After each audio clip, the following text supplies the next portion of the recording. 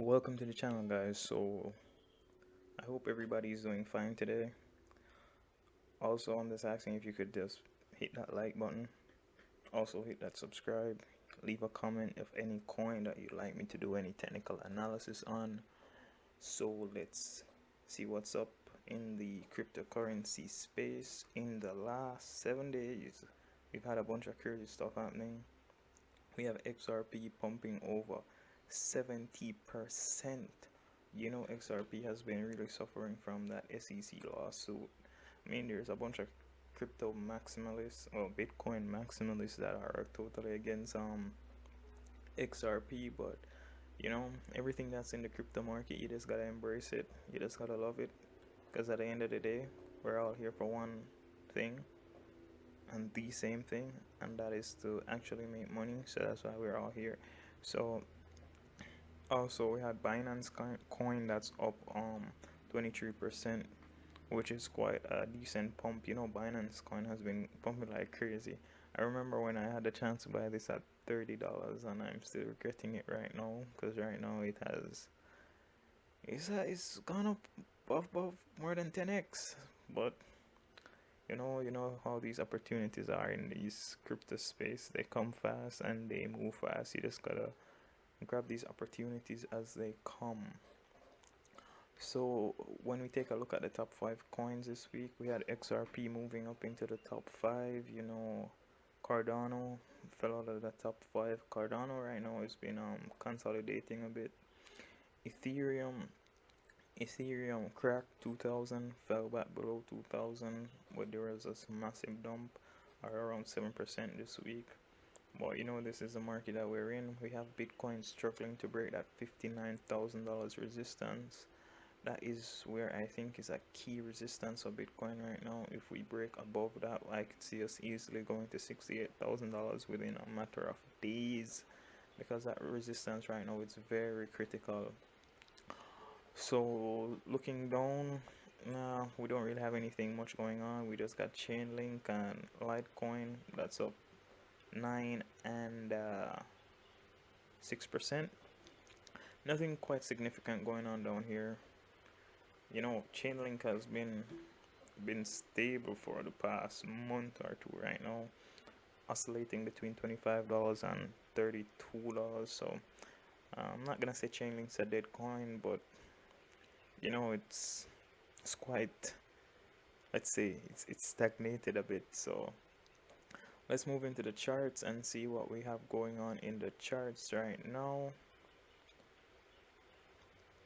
So as you know, in the charts right now, we have this massive trend line, this massive channel actually, that Bitcoin has been in from the 26th of January. And Bitcoin has been in this channel for the longest time. This is a critical channel that I think everyone should keep their eyes on, because I think it's the most important channel for Bitcoin right now. I think if we break down out of the channel, we could go as far back as, let me see this, around $30,000. I know no one wants to hear that, but it's just the nature of the crypto market. We can't keep going up without having some healthy retracements. That's how, you know, it's like running a race. You know, you run, you stop, you get some energy, and then you run again. So Bitcoin's on a little bit of timeout right now. As you know, we've been struggling to break that $59,000 resistance. But looking in right now, I see us being in this wedge. Let me show you what I see as my price target for this wedge. So looking at this wedge, if we're supposed to break out of this wedge, and right now it really seems like we're about to break out pretty soon, but we need like a hourly close or a retest of this specific trend line up here. Let me see. It's not a perfect wedge, but well, yeah, it kind of is. But anyways, so we'd want to see a retest, and then after we get that retest, then we could go in for a trade. So this could push us right on top of our channel, which is no surprise. As I said, we've been in this channel for some time now, and that could bring us all the way to $72,000. Awesome. that would be a percentage gain of this would be a trade of 21%.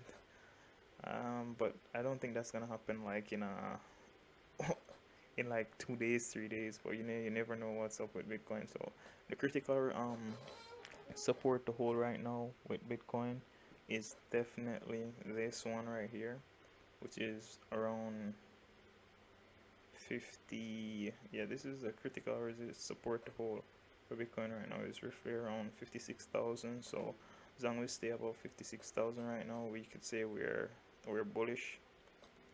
If we should break 56,000, then the next area of support would be right around 50,000. If we break that, then I think we have to start worrying as it relates to this bull market that we're in. So we just gotta prepare for this trade. So this is the trade that I see in the near future right now, breaking under this wedge, going up to 72,000. Also have a lot more confluence as it relates to this trade. I have inverse head and shoulder that's also forming right now. Let me show you how that looks. So yeah, this is the inverse head and shoulder that I see. We're in the charts, but this specific one, if we should break out, we definitely have to get a retest, because inverse head and shoulders, they have a strong probability of having fake outs occasionally. So if we should break this neckline, we have a price target of roughly about, let me see, that would bring us to $62,000. That's amazing, guys. So we could get a trade over by Bybit of what's that, 5%? You know, on a 10x leverage, 5%, that's what, 50%. So let's move over to the Ethereum chart. So taking a look at the Ethereum chart, we've been bobbing around that 2100 line for the past week. So Bitcoin resistance lies at $59,000, while Ethereum's resistance lies at around 2100 right now. So the region we want to breach right now is 2100, but this week we had quite a dump. I think it was like around 6-7%. And while that dump was going on, I tried out our fib tool, and I had it to bounce at that 382 Fibonacci retracement level, and we almost hit it, and we bounced. So right now I expect us to be going up. Also, just like in Bitcoin, we have this nice inverse head and shoulder that's pretty much forming right now in the Ethereum charts. This is also another area of resistance to keep in mind, support, sorry, to keep in mind for Ethereum. That's what 1900. So as long as we stay above right there, we are quite bullish, because we had this W breakout with Ethereum. Hold on, let me show you. We had this W breakout with Ethereum.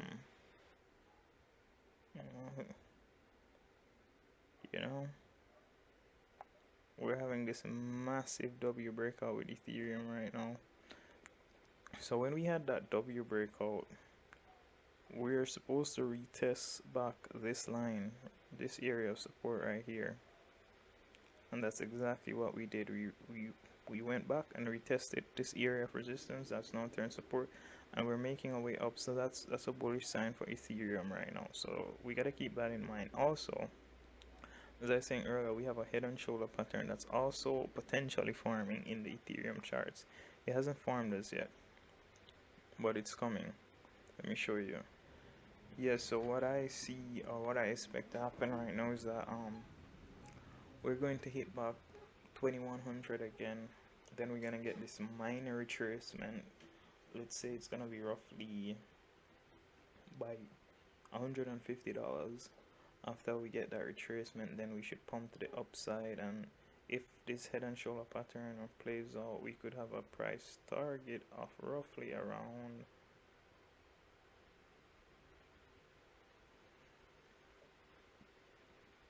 2300 for Ethereum, which is so if this trade plays out, we could have a potential trade of roughly around 9%, and on Bybit, 9 times a 10x leverage, that could put us at 90% on how much ever you place in that specific contract. So that's looking pretty good for Ethereum right now. Ethereum's looking healthy, Bitcoin's looking healthy. Let's take a look at the Bitcoin dominance chart right now. Okay, so the Bitcoin dominance has been going down like crazy, so I'm not surprised if we get a crazy pump for Bitcoin in the very near future. So other persons had this as being a critical area of support for the Bitcoin dominance to hold right here. That's what, 56%. So right now Bitcoin has like 56% of the whole market share. Another thing we need to keep in mind, the way this is calculated, it also depends on other cryptocurrencies that are entering the space. So let's say in the next month from now we have like 100 more cryptocurrencies in the space, and those 100 more cryptocurrencies in total, they have a market cap of $1 trillion. That basically is gonna cut the market, the Bitcoin dominance chart, in half and put us like at around 25-30% if we maintain the current market cap of Bitcoin, which is not gonna really happen. We're gonna go up anyways. So yeah, so that's what I'm saying. So we can't really take this as face value and say that we're expecting an altcoin season, because the more coins that enter the market space, the more diluted the market becomes, and the more the Bitcoin dominance goes down. And in the previous bull run of 2017, there are a lot of coins that were coming on stream that were pretty much garbage coins, that's what I call them. And just them being in the cryptocurrency environment actually drove down the level of dominance that was being held by Bitcoin. So you can't really use this chart to say yes, we'll be having an altcoin season. But if we were supposed to like say, look at this chart, yes, we would be having an altcoin season pretty soon. But personally, I don't think this is a true reflection of what we should expect as it relates to altcoins. So thank you guys for listening to me, and as I said, leave a comment if there's any specific altcoins that you want me to take a look at, and just like and subscribe. See you in the next video.